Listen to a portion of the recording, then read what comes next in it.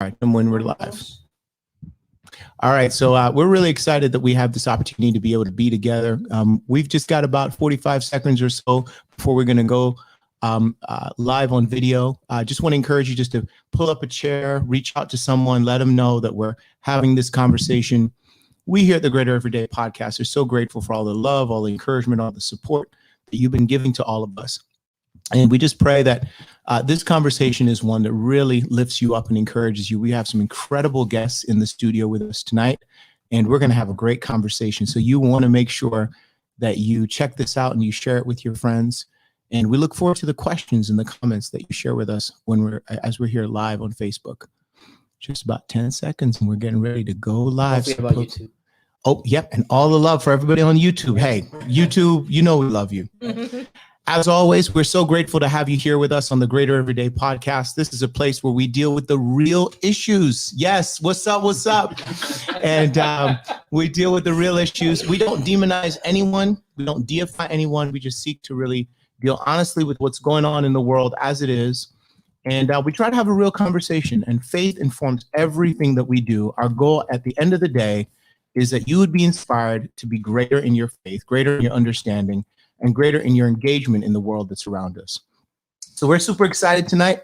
My name is Will Archer, and I'm here with my brother. I'm Anton Keith. What's up, everybody? All right, so we got me and Anton are here, but we've got a full studio tonight. So we're excited. It's not just the two of us. We've got Tasha here. What's up, my people? And we are very, very honored tonight that we get to have Brian and Yasmin here with us. So excited. Oh, there they go. Hello. So excited to have them here with us. Brian and Yasmin are incredible man and woman of God, incredible parents and incredible family. And they're going to tell us a little bit about their family. They're also a deacon and deaconess in the Potomac Valley Church, and they're a part of our Cultural Humility Task Force. And so we've been really fortunate to have Patrick and Ruth that have joined us so far, Dan and Brenda that joined us last week. And now we get a chance to have Brian and Yasmin here with us to really talk to us about just a little bit about who they are and also the work that they're doing on the Cultural Humility Task Force and a lot of the real issues that are going on in our world right now that they can relate to, that they can connect with to really provide us some great guidance. So we always want to start with the good questions. All right, so the good questions are. Bring it. Okay, so how did you know that this man was the one for you? I've heard this story. It's a good story. That's right. Anton has it. Yeah, I heard the story. They came over. Over some good food. Yes. Right. I want to know both sides. All right. Oh goodness. Ladies first. So we met at church. We were both actually in the teen ministry as teen helpers, and I thought he was super cute. I mean, let's just be real. Hey, that's right. That's right. We keep it 100 on this podcast. No, but Did you see the way he looked into the camera? What can I say? Yeah. But no, we were both serving, and that ministry was like all encompassing, and it was just a lot. We all the team leaders, we just became really, really close. It was family. And so it was just such a natural fit. But the really cute romantic story I always like to tell is that we had an outdoor service. And me and one of the sisters were trying to rally people to do a square dance, because that was one of the things that they had, like an activity after church, like, let's do a square dance, and so and it was just the two of us showed up, and we're like, we got to go rally people. So we went around like the entire camp, because this is when we had the camp in Fredericksburg, and so we were rallied all the way around. We got everybody. By the time we got back, it was like a full complement of people. We were like all excited. So I don't know if anybody's ever seen West Side Story. Yeah. Do you remember the scene where there's two circles, one inside circle, one outside circle, and they let the music go. And when the music stops, whoever's in front of you, you get to dance with. Well, sure, they did that. And this lucky man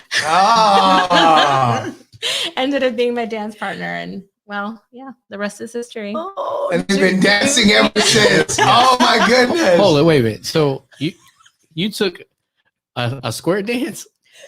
and turned it into a family. I know. You need to write a book, bro. No. I know brothers out here struggling to get a date, and you turned to square dance. I know. And you sealed the deal. That was fake. It was fake. It was that's all I can say. But yeah, no, it was a really, really sweet story. But I think, actually we were friends, and we were kind of, had a mutual interest. And I remember at 9/11 actually being something that really moved me, because, we weren't dating. We were just had a mutual interest in each other. And he called me and was like, "Are you okay?" Because I was working in Alexandria at the time, Old Town. And so I was like, gosh, this man really cares about me. So I love you. That's awesome. Amen. So how about you, Brian? How'd you know this was the one? So it's funny, back then, the brothers in the teen ministry, or the brothers that were in helping out with the teen ministry, the teen workers, and some of the single brothers too, we would get together and talk, and they were like, so who you're interested in? Are you interested in anyone in particular? And one brother was like, I got 6 interests. I got 8 sisters that I'm like praying about. And I'm like, what? Pause. Okay. On a separate day, on a separate occasion, We're gonna have to explain. you're gonna have to explain this to me. I will. Because that don't make no whole sense. conversation right up to this point, as a kid with a teen, that's just concerned me. Continue. Okay. So, yeah, to me, it was kind of like, wait, what? You have 5, 6, 7, interest, not interest, but people that you were, I Wanting guess you to could get to say know. get to know or build. Yes. And I was just kind of like, when they came to me, I'm like, do you have anyone? And I'm like, only one. They were like, who? And one of the brothers knew, was like, I know who. And they're like, who? And it's like, Jasmine. I'm like, yeah. And they're like, well, you shouldn't put all your eggs in one basket. I'm like, well, why not? I'm like, if it's fate, if it's God, it's gonna happen. That's right. And so That's the basket I want. Yeah, it's the basket I want. So I was kind of like, I'm not gonna, I don't have any other interests. So, and I think, before we started building, I was in the singles ministry, and it's funny because Jasmine was just in the teen ministry, helping out like a couple of weeks. Yeah, very shortly. Yeah. So I got into the teen ministry, and actually how that happened, and one of the brothers asked me, hey, we're having a teen Devo. I know we talked about it. We need some more teen workers. Why don't you come? Right. So we went, checked it out. And all of a sudden we're sitting there, and it's a couple other singles there as well. I'm like, hey, did you get the same invitation? Yeah. We're like, oh, it was cool. They did the devotional, a game, whatever. And then all of a sudden, this brother, who was one of the co-leading the teen ministry, said, okay, everyone put your hands together. We got 4 new teen leaders that just volunteered. They start clapping. And then we're like, all right, stand up, get up on stage. You're in the teen ministry. I was like, what? And that's how we got into the teen ministry. volunteered to You show up. volunteered to show up. And I was like, that was it. yeah, I was. They were kinda- voluntold. Yeah. So that was kind of like, oh, okay. But then in my mind, I was thinking, oh, well, I get to then spend more time with Jasmine. So I'm like, this kind of worked out. So, but I mean, it was very interesting. Like Jasmine said, it was all encompassing. There was a lot of stuff going on, a lot of moving pieces, it was a large team ministry, and we got to serve together. We got to hang out. We got to mentor teens. We got to do a lot of stuff, which was great. We went down to the Outer Banks. That's when I asked her out to be my girlfriend. We went out there. The families at that time, they would rent out houses for spring break. Or was it spring break or summer? I can't remember. Spring break. Mm-hmm. And they would invite the teen leaders. You guys can stay here. We'll feed you everything for free. All you have to do is just get there. Or if you want, you can tag along. And that's kind of as a thank you for helping out with our teens. So they rented these huge houses That's for great. families. It was awesome. We got to bond. But that's the thing that I was like on my way, kind of like, okay, I need to go to the next step. I need to ask her to be my girlfriend. And then all of a sudden I asked for the teens, like, hey, can you just gather a bunch of shells? I want to ask her out, but I want to say, will you be my girlfriend, and shells on the beach? And we had it all planned out. It was so crazy. The teens were all excited. Yeah, we'll get all this many. And they got buckets full and all this stuff.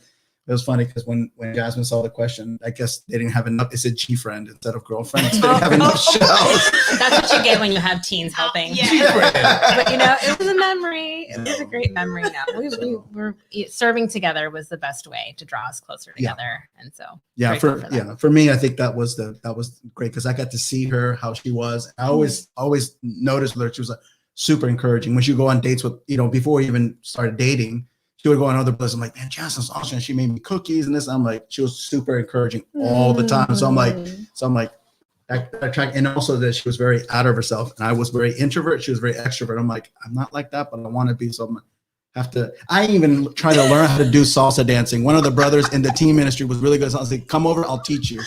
So I had to do that. And the brother was like, okay. And it was so funny because we're doing the salsa dancing. And he was like, okay, the men lead and the women follow. That's how it is in salsa. And I'm like, okay. And he goes, well, and he said, I'm the guy, you're the girl. I'm like, well, how am I going to learn? He goes, when we're playing the music, every other minute we're going to switch. I'm like, this is so confusing. So it was like it was crazy, but that's what I did to try to. Did it work? Can you dance? Get the moves? I'm a little rusty. It's been a while.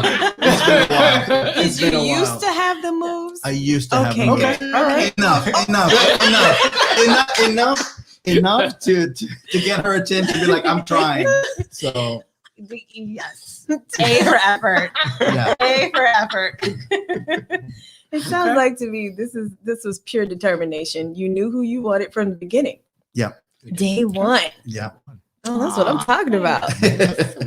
So yeah, and it's like I said, it's been great, and it's been we've known each other for such a long time, and now we're helping out with the preteens. It's like kind of like everything kind of just keeps going and cycling through. So Oh, amen. That's beautiful. Very cool. Yeah, that is so amazing. So tell us a little bit more about your family. So now you guys have gotten married. You've been married for how long? Tell us about your family, your kids.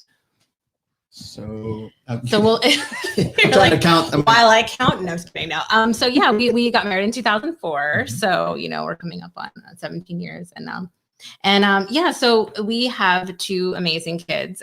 We have a preteen. Yes.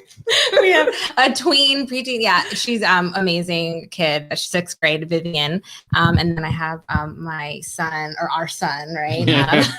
Mine, my baby boy. He's my little man, William, and he is 9 and in 3rd. And yeah, it's been a journey. You know what I mean? Like serving together and growing together, and then having children together. It's like every stage of our relationship has had its own, things and parenting at different stages. And so, yeah, so we have 2 amazing kids, and I mean, they're giving us a run for our money. Of course they So, are. parenting is not for the weak at heart.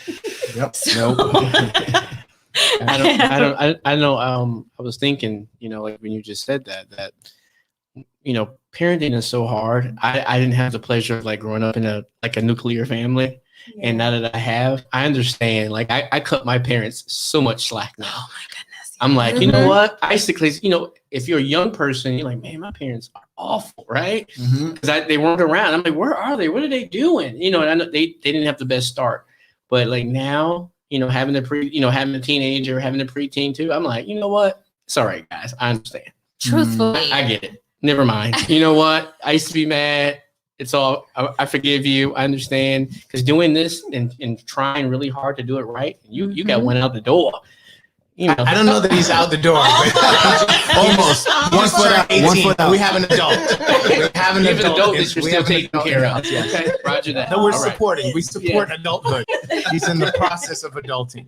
But I will tell you, since he turned 18, it's like a switch went off. Like he's like a different person. I mean, he's always been a good dude, but man, it's like he's like taking life seriously and talking really confidently. It's funny because his reason is, since I turned 18, I'm matured. And I'm like, wow, thank you. Thank for you. maturing. I love kids. Yeah, the truth is, I wish we had said that maturity started at 16. Right. We could have saved ourselves 2 years. So I think, honestly, the social mindset of maturity is he's definitely embraced that. Mm. But we're so excited to have you guys here. One of the things we wanted to ask you about is just your thoughts about this cultural humility task force that you're a part of. So we understand that what you guys have been doing is you've been meeting together, telling each other stories, listening to each other's stories, really developing a real reservoir of empathy and respect for each other's experience. So tell us a little bit about the task force, a little bit about your experience with the task force, And then I got a bunch of other follow-up questions from there. And if he asks too many questions, we'll remind you of the questions. Okay. Thank you. Sounds good. I think for me, the cultural humility group that we're part of, Patrick and Ruth lead it, and they're actually they disciple us, and it's been great. And we know the Thorpes from back in Nova, and a couple other people, Bruce and Renee. It's kind of when I came back to POVA, it was kind of like a reunion because I used to know. I remember Bruce was there at my baptism, and he wasn't even baptized. He was like, "What's going on?" Renee had been, so it's just like all these things I'll just remember. I'm like, I remember seeing this person. I remember seeing that Patrick Oliveras Patrick Oliveras was in the group as well. Got baptized shortly after. So in that summer, I think 3 or 4 of the brothers actually and sisters, they're still part of POVA, and I'm like, see them. I'm like, man, that's 20 something years ago. So time flies. But I think that I'll speak for myself. I think that the thing about the culture of humility is I wanted to learn more about how to. There's an issue. There's a problem. There's a thing out there that is going on in the world. It's like we're trying to address it, but we also need to. And I think that's Patrick and Ruth with their wisdom is like we need to listen to each other's stories. We really need to listen to each other's where we come from, because everyone has a story. Everyone has a way. Things that happened to them when they were young, different experiences, family dynamics, all this stuff that sometimes we don't know. And if we, like we did, got to listen to everyone, it was very interesting. Because it's like, wow, I had no idea that person had gone through that much, or that person suffered that much, or that person went through a lot of the issues with family and relatives and all these things. I'm just like, wow. And or prejudice, racism, all this stuff. I'm just like, wow, it to me, it kind of enlightened me, thinking like, gosh, we should do this with everyone in the church. Everyone in the church needs to sit down and just be like, listen to my story, just listen to me. And then you can kind of walk in my shoes, not physically, but you can actually know where I come from. And then I get to listen to you in return. Right. And that way we can better understand each other. So when we see certain things happening, we're like, no, I know where they're coming from. It's not a bad place. It's just that defense mechanism, whatever it is, schemas, whatever, it's that thing. Okay, I know how to deal with this. But I think it's just listening, which is something that I'm learning more, but just learning from the group as well. Just all different experiences, everyone coming together, like we're trying to help. We're trying to serve the church in this way. So, yeah, I think to what something Brian said, really, the whole listening thing. I once heard that listening is hearing and understanding. And we hear a lot about, I just want to be heard. And like, really, you just want to be understood too, and I think that we all see and hear through filters. We see and hear through our own filters. But if I know your story, then I will know those filters kind of disappear, because now I know I'm not just filtering through what I think I know. I'm filtering through what you've told me, what you've shared with me. And I think that a lot of times, you go into a situation and you try to solve things just by like going head first. You're like, let's just like, but like just the moment it's been so helpful for me, even personally, because I tend to jump in. I'm like, let's just fix this. I'm like this type A, like project manager type, I'm like, get the job done, and sometimes you just need to just wait and let God work, and I think that this has been so refreshing to, like Brian said, just like this practicing listening, practicing understanding, wanting to understand people. And it's like this like proof of concept, right? It's like once we kind of get our situation, once this group learns how to truly consider the other person, not just how to make yourself feel better or, how to like fix the situation. Because sometimes situations it's not fixable, or maybe it's not, people don't want to just be fixed. They just want, understand, let's work together. Let's connect. Let's do this together, And so that's something that I feel like our group is starting to do this in a really beautifully healthy way. And then now once we get that, then we can go to the church and be like, let's show you how we learned how to do this together, because we're all learning. We're all trying to figure out. We come from, we're minorities. I'm a minority female. I think I know a certain amount of things, but then, I don't. When you really start hearing more church, I'm like, wow. So, anyways, yeah, it's been practicing. Yeah. Wow. That's really amazing. There's everything that we do here is informed by faith. And so there's a scripture I'd love to see if we could take a look at. It's over in Revelation 12 and verse 11.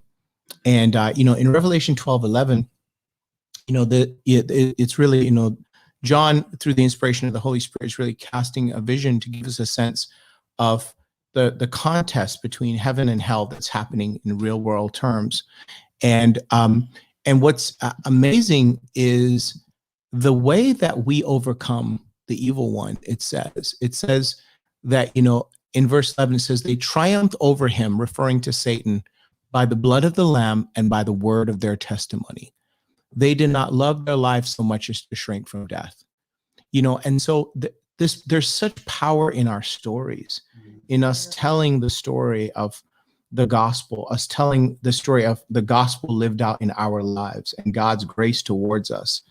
And that's how we overcome. We overcome Satan through people coming in contact with the blood of Jesus, embracing the message of the gospel, to believe, repent, and get baptized. Also by telling our stories, because that's what testifies. That's the changed life of a person, is the testimony that really reflects how God really works. Now, you guys have a really interesting kind of background. I wanted to ask you a little bit about your background, because this really feeds into your story in the context of this cultural humility group, in the context of, I love that idea of proof of concept, that we can prove that through the gospel, people that are from very different backgrounds can come together, could be unified in the midst of a time of incredible discord and division, so that we can multiply that kind of love and that kind of light in the world. So tell us a little bit about just your cultural heritage and your background, because that would be really helpful for us. Okay. So my mom is Puerto Rican, and my dad is Japanese. Gotcha. And so you're like an island person from both parts. I will spare you the song, but my grandfather, my maternal grandfather, my mom's dad, was an evangelist, and he also was a poet. And he wrote a poem when I was born, and it was about two beautiful islands hand in hand created a flower. Wow. And so it's like a song. It's very sweet. But I think I have, so I feel so honored to have been part of, from the very beginning, it was like these two culturally rich heritages, but, it's interesting because, so my father immigrated to this country, and although he is 100% Japanese, he came and didn't necessarily get into the Japanese culture. In fact, he came, ended up getting drafted to Vietnam, ended up fighting between 65 and 67. And so anyway, so I identify a lot with the Hispanic community on my mom's side, because, once my parents got married, it was full on Latino community, Puerto Rican, Caribbean, community. And so, family, friends, church, everything, so that's who I am. I hope this doesn't offend anyone, but I used to call myself a Japarican.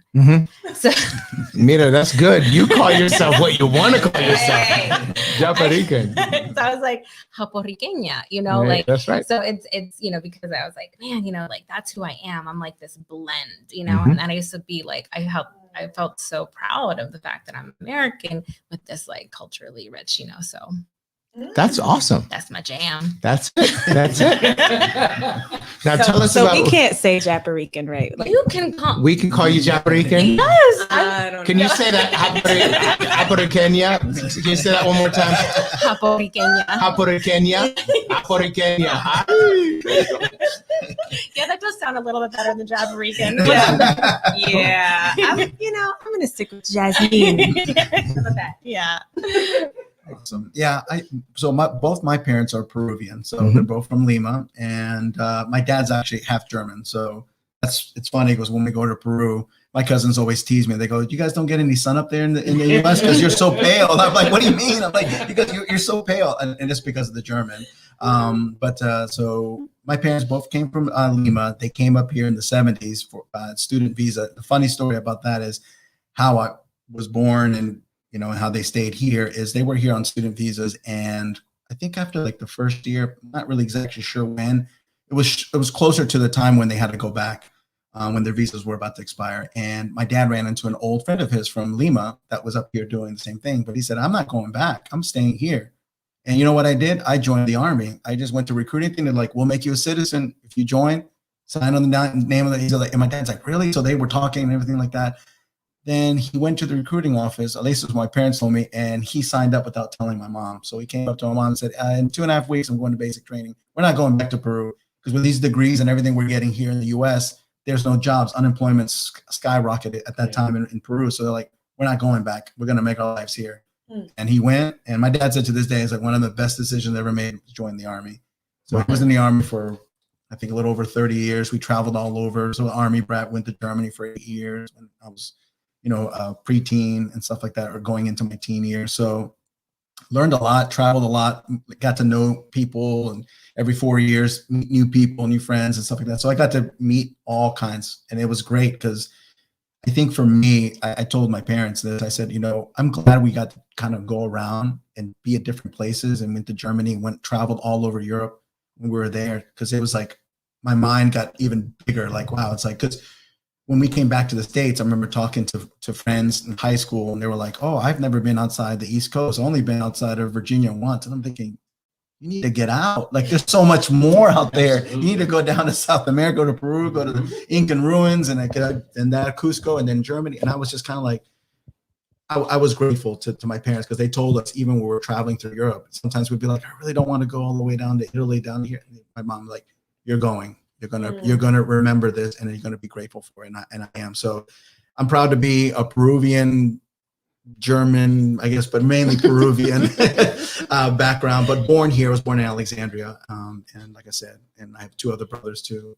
One was born here, the other one was born when we were in Germany. So, but yeah. And actually, yeah, you lived in Peru for a year while your dad was in Korea. Yeah. So we had to learn Spanish. Actually, I was held back a grade because we went there. They gave us the test, and I was like, we can't even read this. They're like, well, we're holding you back. Immersion. Full immersion. Yeah, I was over there. I think it was 4th grade. I think we were in 4th grade, and they do dictation. And the first day, the lady's like, open your books. We're like, what? And she's like, and the people open their books, and they were like, she starts talking, everyone's just writing. And I'm like, we don't even know Spanish.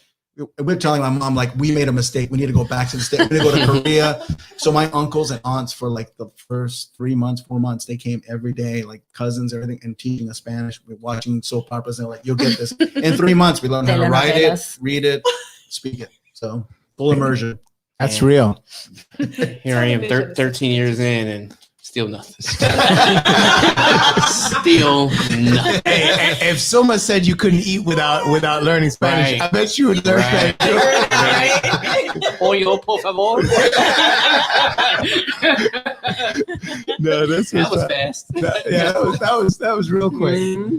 So, man, we are so blessed then for how God has really knitted you guys together. God, you know, it says in Acts 17 that God determines the times and places, and He decides exactly where we should live. And so we have the privilege of having someone who's both South American and European, and someone who's both Japanese and Caribbean, and both Latinos, but also have the little blendini action going on. So a whole bunch of things going on there. Now, I wanted to ask you guys a difficult question that I know we talked a little bit about yesterday. We're in a really challenging time. And it's a real challenging time in our country. We've been talking a lot, and rightly so, about Black Lives Matter and the challenges that the Black communities had, the challenges that are happening in Black and Brown communities across the country. But one thing that we have not talked a lot about are the challenges for Asian Americans and Pacific Islanders. And, this past week, we're all really aware of what happened in Atlanta and how that's really raised the conversation around violence that's happening against Asian Americans, violence that's happening against Pacific Islanders. And though this has a deep resonance in our history, and, there's a clear through line in our history, it's just something we don't really talk about. I mean, in a lot of ways, Asian Americans and Pacific Islanders are kind of model minorities. They're the minorities that achieve and thrive and you know, they're good at math and science, and or they're just happy people and there's no trouble with them, quote unquote, right? But this has come to be front and center. And I know for me personally, it's really broken my heart, because as far back as I can remember, you know, I've had close friends that are Asian from all the different cultures that I've lived in. You know, I grew up in my formative years in Jamaica, and there are tons of Chinese Jamaicans and tons of Asian Jamaicans. You know, my best friends were of Indian descent, you know, and from all over the world. That just kind of the melting pot in Jamaica. And, you know, a lot of the things that we're doing here in Potomac Valley are the product of lessons that we're learning and have been learning for the past like decade and a half from Southeast Asia. So considerations for the Asian community are really central, but it's not something we've talked about in the context of prejudice and discrimination and violence against Asians. So I just wanted to ask you guys, I know that you're on the Cultural Humility Task Force, not asking you to speak for all Asian people or to have any of the answers. And that made you the head of the Asian delegation. Yeah, but we're trying to make sense of how to respond, because it's the reality is it's so nuanced. It's so it's so kind of it's such a big and real and raw issue that we're trying to really make sense of how do we respond, and what would your thoughts be? Well, you know, like we talked about before, you know, we've been practicing listening, really trying to understand where people are coming from. I think a lot of people don't even realize that they've been hurting. You know, a lot of people don't even realize that they have experienced that discrimination. You know, I remember growing up, and you know, of course now, you know, like Japanese like has like a certain, you know, like you said, like elevation or whatever, or certain Asian communities, like, oh, like smart science, all this other stuff. But growing up, my dad did not experience that as a Japanese man in the 70s, you know, and he was very much like, you will be discriminated against, just expect it, you know. And so that was his experience, you know, growing up. That was what I looked, I guess, for these overt, you know, acts against my heritage, both Asian and Hispanic. So I did not see or experience or recall any microaggressions or you know, but they were there. I'm certain they were. You know, I remember being called a racial slur in junior high.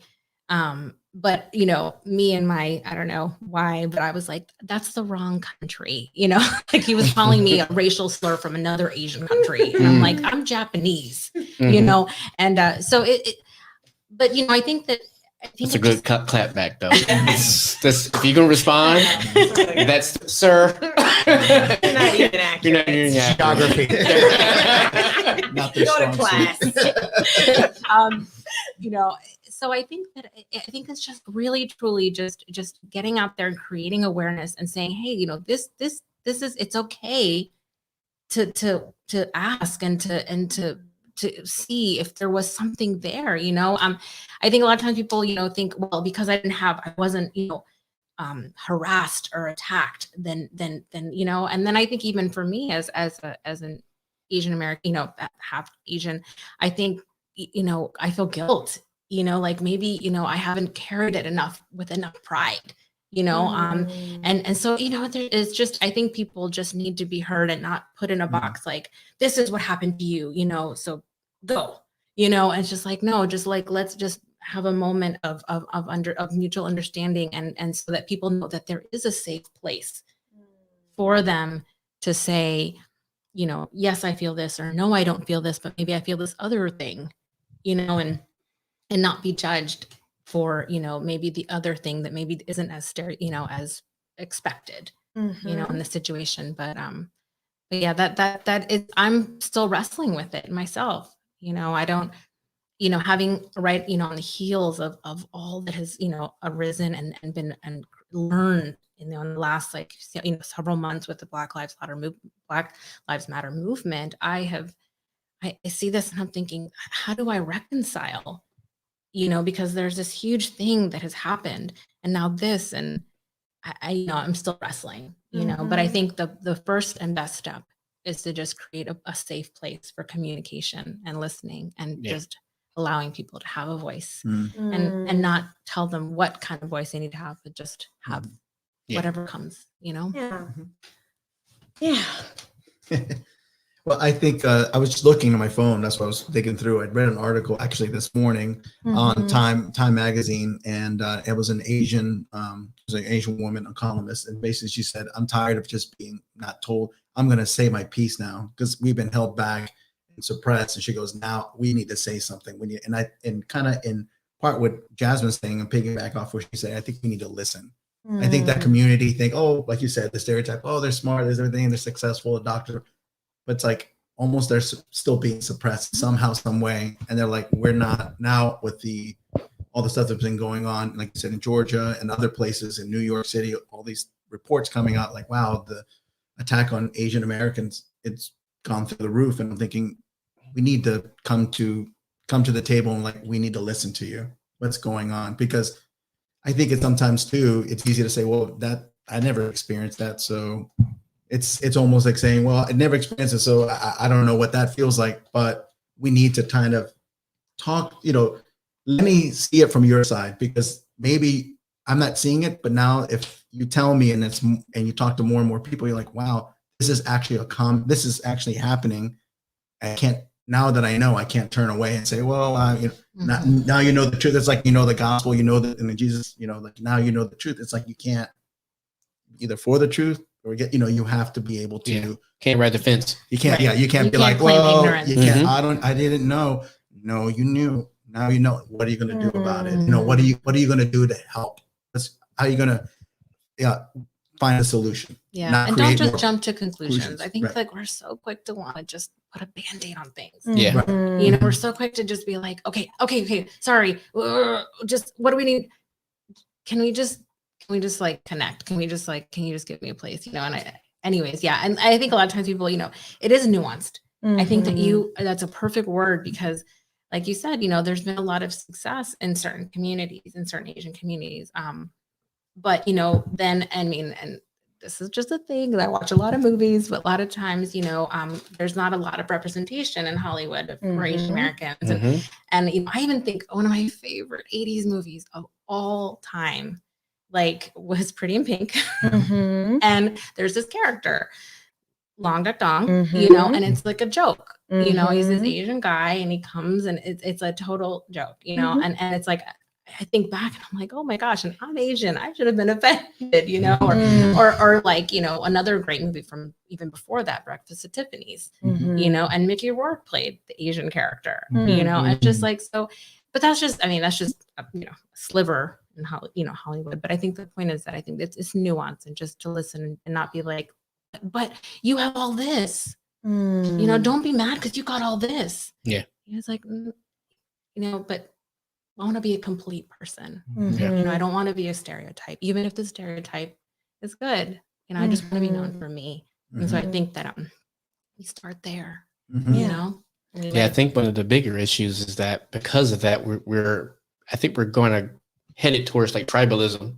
Now everybody's just having to pick a side. We can't just listen to each other. You have to, like, you could just be like a new person. Like, you guys just come in like, hey guys, what's going on? You need to pick a side. You're like, wait a minute, I'm just here to help out. No. Pick a side. Get over, either over here or you over here. You're like, I want to help everybody. No, that's not what we're doing today. We are picking sides. We're going to go to war with each other. Okay. Because you're right. I'm wrong. I think they're right. And they're wrong. You need to pick a side. You can't just hang out. Right. You know what I mean? You can't just hang out, listen, learn. There's not really been a space for that.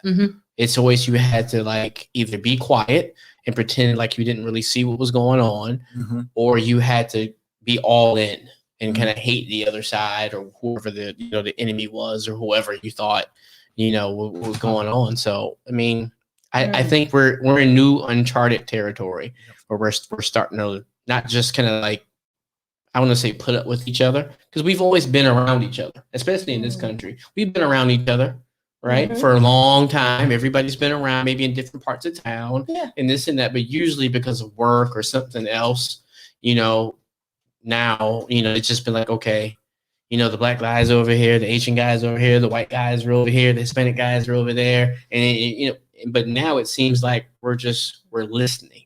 Mm. You know what I mean? So in you guys' experience, I know you work in retail management in DC. I know you work for the government. So tell me about like you guys' jobs. How has it been at your jobs? Has it always been like, oh, it's a bunch of different cultures. We all hang out. We talk to each other. It's been cool. Or is it like a new thing where it's not everybody going to their different tribes? Is it now everybody? Because last week we talked with the Hineses and we asked them the same question, them being in the medical field.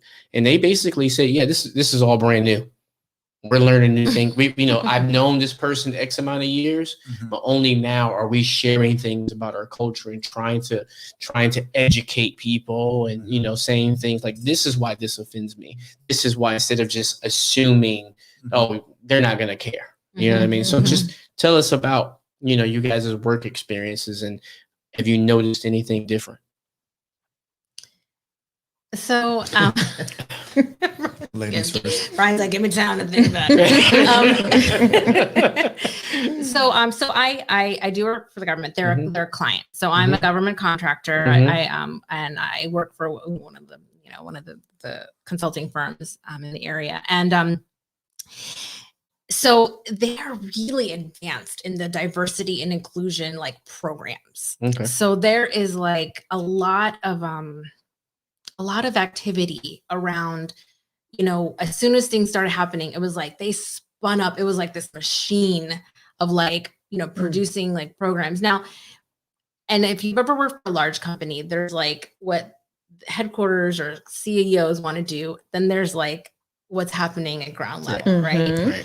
So there's these really great programs, but what's happening is that not everybody is having that experience at the ground level. And I think, like, for example, in my case, I manage a contract. I have a group of staff, but all my colleagues are Caucasian males.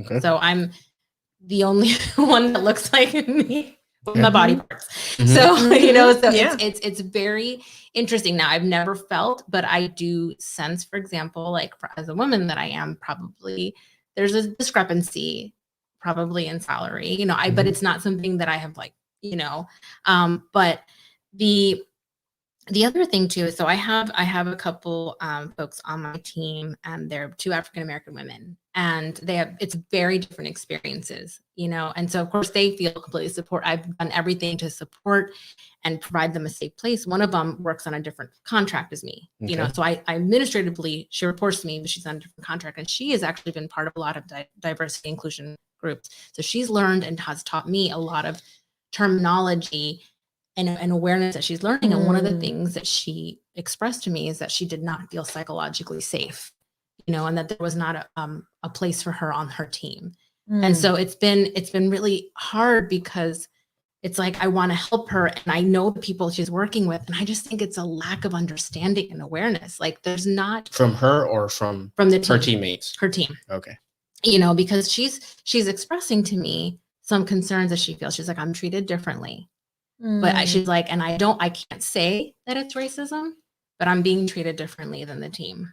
Right. And so it's like, but we live in a world where we cannot discount all options. You know what I mean? So, and I said, we work for a company that touts, diversity and inclusion. And so you need to feel like you have a voice. Yeah.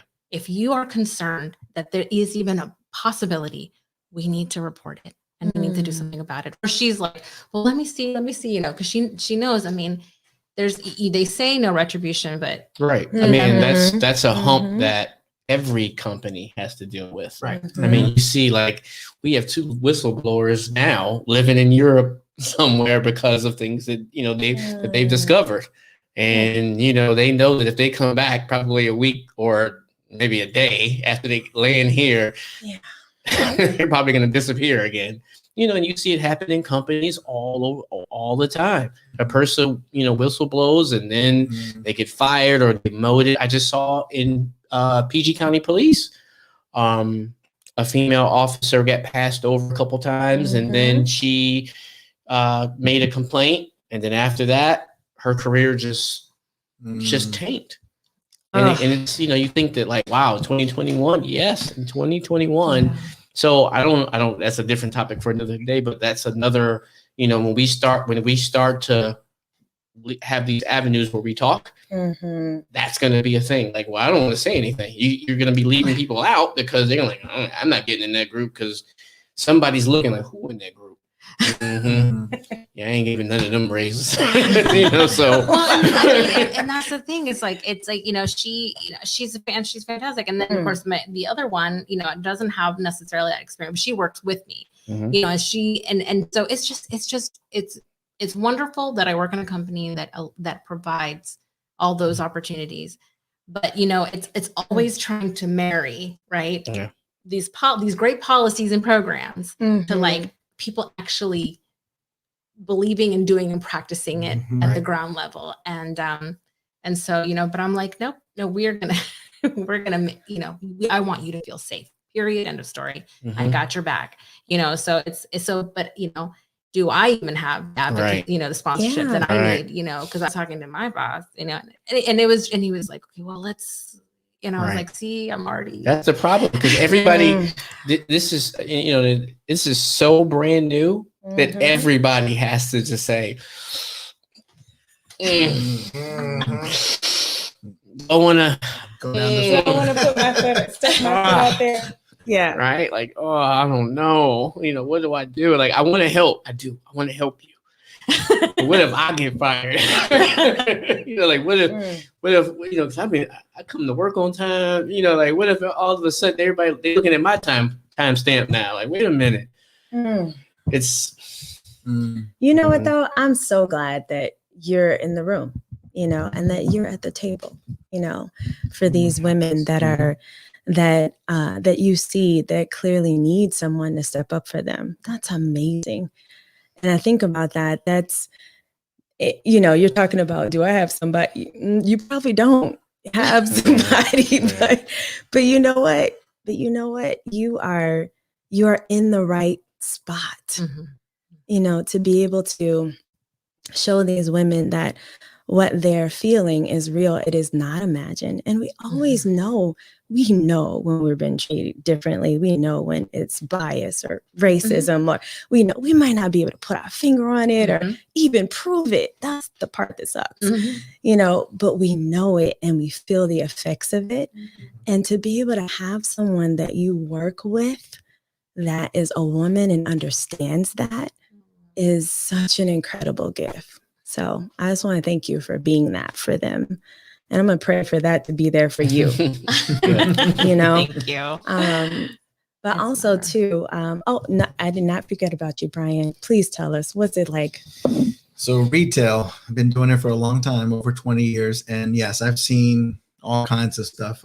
People getting passed for promotions because of, whether it's a minority or whether it's this, whether it's that, or I remember there's one particular person at Brooks Brothers when I was there many years ago, and they would try to, get a promotion, and it was always, and he was a minority, and it was just like, well, that person just got promoted, and it was 2 years less than I have. I've been here 5 years. What's going on? And then people just leave. They go, I'm just going to go somewhere else when I'm more appreciative because I'm busting my butt to try to get this promotion, and they're not even looking at me. They're just like, next.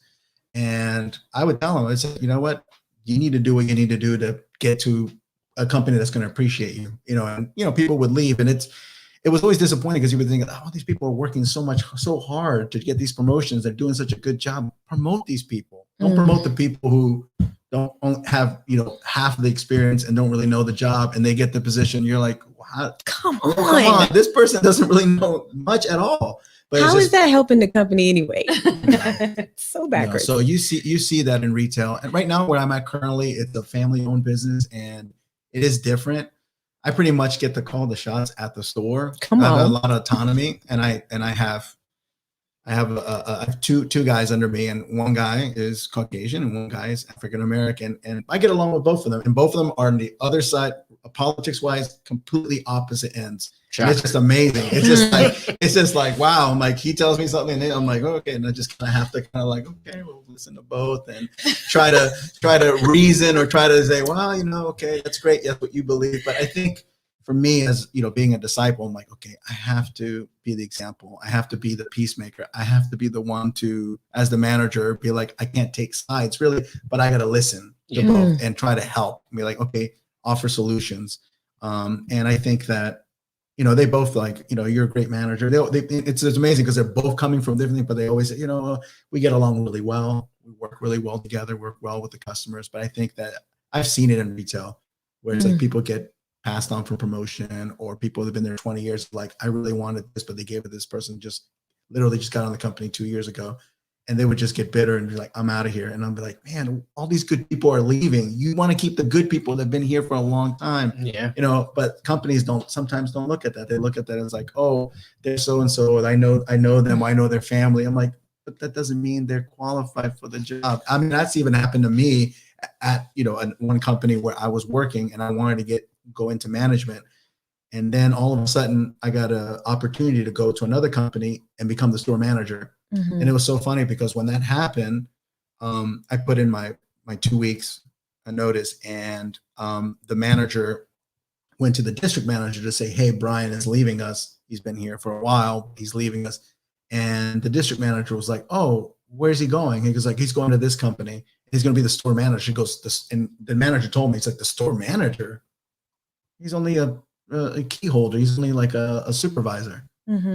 But the company was like, we believe in you. You've been doing this for a while. You have a lot of knowledge. The interview went well. We want you to be the store manager. I was like, sure, I'll take it. Because I knew it was like, if I was going to stay at this company, it might have taken another 8-9 years before I became the store manager. And I was like, these people believe in me. So I left. But I'm like, but people were like, why are you leaving? I'm like, well, the store manager. I'm like, congratulations. But I'm like, but you're so good. I'm like, I gotta go. So, you know, but that I've seen it, and it's not good. I think things are changing, but at kind of like Anton's, people are like, do we really want to go down this road? Do we really want to open all this up? And I think it needs to be, because there's people out there who really are good at their job, and you think it doesn't matter. It's like, where the background, what race, if they're good, keep those people, because you're not going to find those people. Meritocracy. Again. Yeah. It's a novel concept. Yeah. Let me, I got a question for all of you guys. Yeah. Suma's texting saying thank you guys for sharing real experiences. Real things going on. Hey, you be quiet up there. So, you know, we're finding all this good stuff about each other out, right? But I don't know if we know how to, now that we know, what do we do? Right? Because we saw this last year. We saw it, no, I'll say we saw this starting 4 years ago.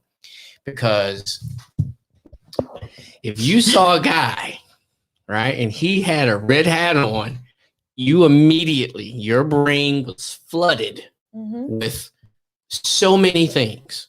He was automatically the worst person you've ever met, even though you never met him. He automatically thought a certain way, this, that, and the third. Like he got the hat on. You know, it doesn't matter. He could be a disciple. You just don't know, from another church. Bloods and Crips. He got that hat on. You know, and then we saw last year, you see like a senator or congressman or somebody in the public, and they have like a Black Lives Matter pin on. Nope. Not voting for him. Nope. I don't care. Cancel them. Get them out of here. Don't want to. Nope. They don't understand. They're burning up everything. They don't understand. Nope. No. Right. So now that we're learning all of these things, and people are being unafraid to express who they are, what they believe in, can we accept that and just say, well, he's a hard worker. I don't care. He can love Trump all he wants. Do you do your job good?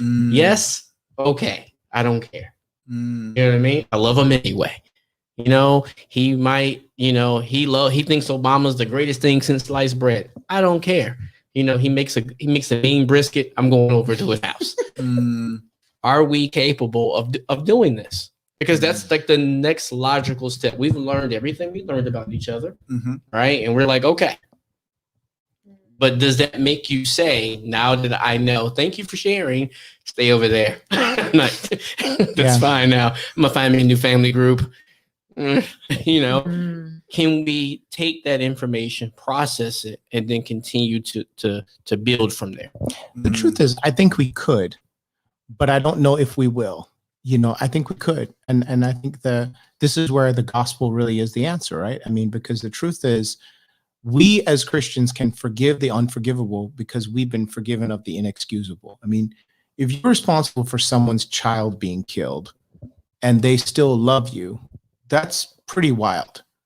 You know, and we're responsible for God's child being killed. And so I don't know how you make peace with someone that caused your child to be killed, but God's willing to make peace with us. Mhm. And he's willing to go to every extent to reconcile out the relationship, and he's willing to forgive us.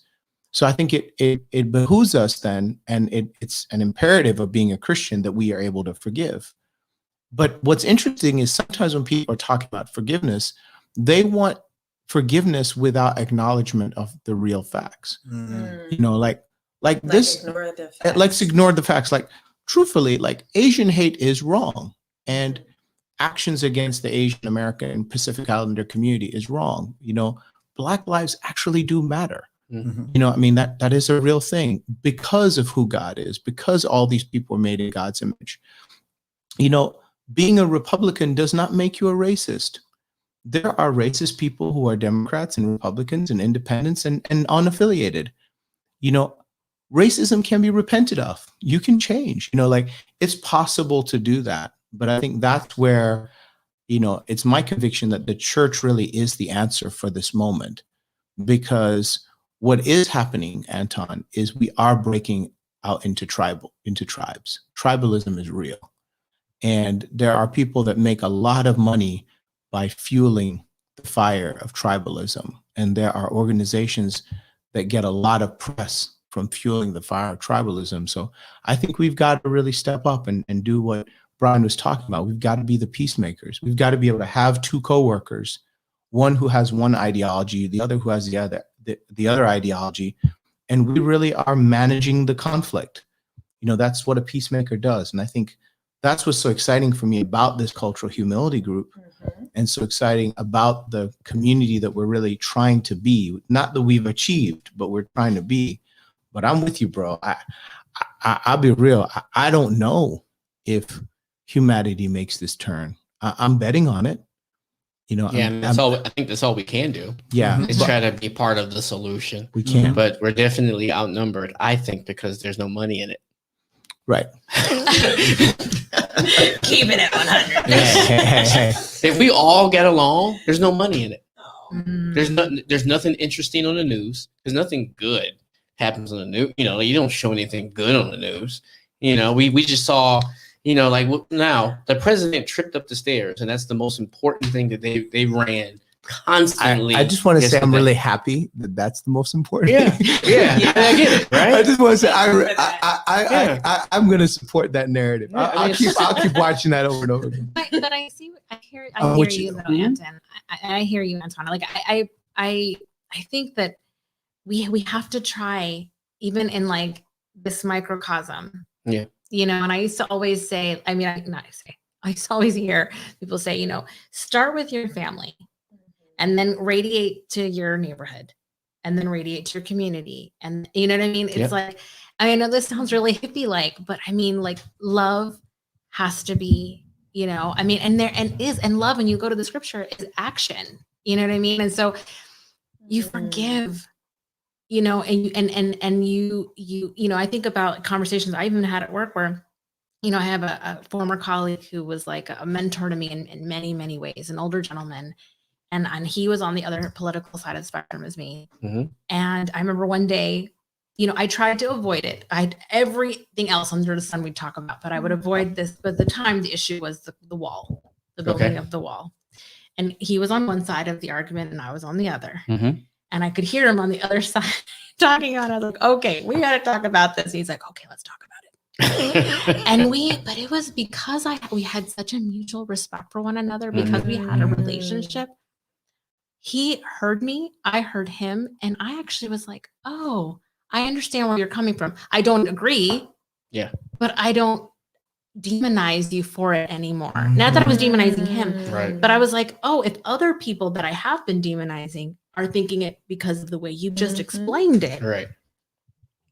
okay, now I know that I don't see it as like you're trying to like, you know, do all hurtful things to people trying to come into this country, you know. So it was I think we just have to start and just radiate, like, I don't know, I'm a visual person, and I imagine something that's like powerful, like rippling out, you know, because if we try to fix the bigger issue, it's so daunting and overwhelming, and all you just feel would be discouraged, you know, because you're like, this is impossible. Nothing's impossible for God, but I think the way God has worked it is like community, and community touch, each of us touching our communities, and this exponential thing can happen if we start. But it's got to start with us. It's got to start even just, you know, our family, practicing that with our kids and the kids' friends and our friends and so on and so forth. I mean, it sounds like really, I don't know, maybe too kumbaya, but that's what I believe. That's perfect. No, we're big believers. When we started this podcast, we had a lot of conversations about excessive drug abuse, suicides. We had therapists on.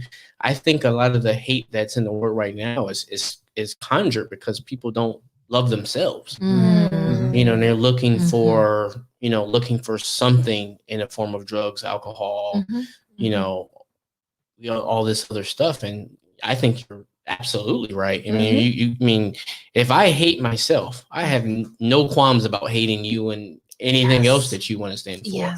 But if I love me and I'm working really hard, you find that like when you work really hard, you ever see that like the harder you work, the less trouble you get into? Yeah. Because you just don't have the time the idleness. To like do things. Right. Because you're just too busy. Yep. When you're trying to like love yourself, love your family, love your community, you find that you have less time to like just staring at the news and, get my hat out. It's just, you don't have the time, the energy, your heart is soft. Because like you're just surrounded. I mean, that's one thing about our church family that I love. We're all different and we all come from different walks of life. We all have different stories, but under the undercurrent of that is just love. And so I think that like you're right. Don't think it's too kumbaya. Maybe we need some kumbaya. I think that's who I am. Definitely do. We got everything else here. We might as well pull some of that in too. We definitely do. But even as we're talking about what happens at home, you guys were talking about, I mean, and even what you were talking about, Anton, you're like, there's just a lot of people out there, got a lot of time to feel a lot of crazy stuff. There are a lot of people who just are not in touch. They just don't know how they're feeling. They don't take the time to figure that out. And I know for the two of you, you've got to figure out where you are. You're still processing this, even what your response is going to be, your emotional response, your physical response to the Asian anger, the hate out there, and this has been a hard thing to process.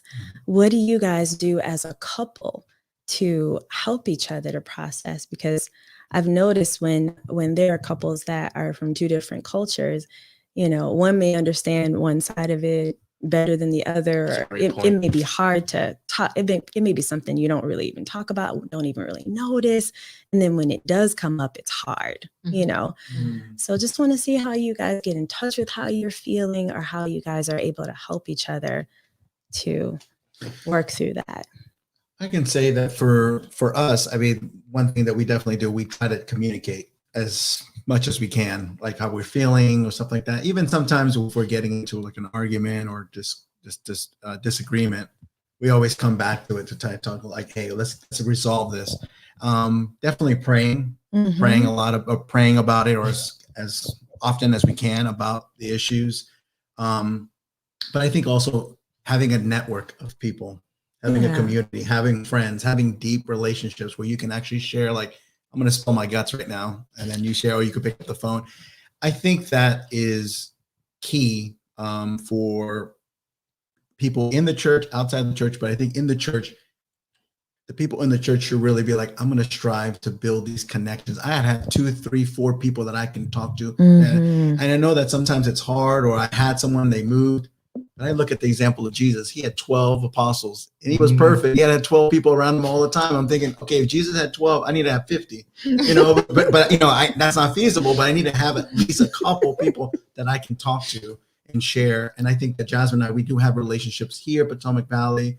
We were in Nova. We still communicate with some of the people there. Our really good friends in Alabama, the Garvitas, they're there. And we talk to them from time to time. And they're awesome just to kind of just like, bounce ideas off them, talk to them, pray about it. Hey, and it's just, we learn so much from so many people. You're like, okay, great. It's like, we can do that. We're going to steal that. We're going to steal a little bit of this, steal that, and implement it because it works, because we've seen it. And like your family is, their family or that person or that their kids or how the family dynamics. I'm like, this is what I want. So how do you do it? And that's the thing that Jasmine and I really were like, they're really good at raising kids. We need to talk to them. Like, teach us all your ways. Like they would just tell us, like, we made a lot of mistakes. This is what worked for us. This is what didn't work for us. This may work, and just encouragement. So I think that's what we want to do too, to be that for other people. Like, let us help you with what we learned. Hopefully it works for you. It may not, but maybe some of it may. And then you can pass that on to someone else. So yeah, I mean, Brian and I are very different people. Like we are like, yes. So it's just funny when I think about, talking about like starting at home. I mean, really, we're starting here because we're there's a diverse family, because we oftentimes like are completely on opposite ends of the spectrum on certain topics. And so we've had to learn how to like appreciate our differences. Like it's not always been easy. And sometimes I mess up. Sometimes he messes up. Sometimes it's the attitude of like, if you just thought like me, everything would be sorted out. Yeah. And I think a lot of we've all said that before. People like, he's like, you're doing this, which means this. And then I'm like, I'm upset. You're judging me. It used to be, and I would be like, I used to do that, but now I'm learning to be like, that hurt my feelings. And then of course, that diffuses the situation. And I just think, that's a proof of concept for the world. Is like, instead of being like, you're wearing that hat, therefore equals this, and this. Okay, well, or be like, wow, that hurts me. And then, okay, we can have a dialogue because, so yeah, that's how I feel like God has blessed us with each other in the sense that we complement. Yeah. But without God, we would just be like all the time. Yeah. I love you. Yeah, no, that's true. It's definitely difficult having two different cultures. I know, like pretty much all of last year. Yep. It was like like we get upstairs, trying to go to bed, looking at something and do. She like, I don't understand what's going on here. Why are they doing this? What? And I'm like, I don't know, but let's figure it out. But that's the joy. That's the joy of being a family. Yeah, it is the joy of being a community. And it is. That's the joy of this rich diversity that we have. Here's what's real. Y'all have got to come back. We absolutely love you guys. You guys are incredible. And your story is quite an interesting one. So we want to hear some more juicy details about these conflicts that you have and how you resolve them. So we really are excited about that. We do have a lot of questions to really understand a little bit more about just kind of your background. Go ahead, Tasha. Oh, I'm so sorry. I just wanted to see the square dancing. If we could possibly I would figure like out to how see we that do too. that next time. Yeah, I don't know that we could see it here, but we could record it, and I think we could probably raise money on the recording. So if you can reenact the whole, West Side Story experience of the first time that you met. But we do want you to know how grateful we are that you're here. So grateful that you really have stepped up to provide leadership at a critical time in our history, a critical time in our church's history. And we look forward to learning a whole lot more about what comes out of this cultural humility task force and just the efforts that you're putting forward to really help us by really demonstrating faith by what you do. So we look forward to the next conversation when you're able to join us. And for everybody that's joining us on Facebook, on YouTube, or you're just checking out this podcast on the pod. Yeah, people are texting me like, is he sitting on milk crates? What's going on? Is he okay? I'm good. Yeah. I'm good. I'm in the game. I'm in the game. They're like, why is he so short today? I know. That's why I'm like looking at my phone because my watch is going off because this thing is on do not disturb. People are like, what's going on with Will? And I'm like, Will's been praying. I've been praying. And I promise you that every day from this point forward, I'm just going to get greater and greater. Greater every day.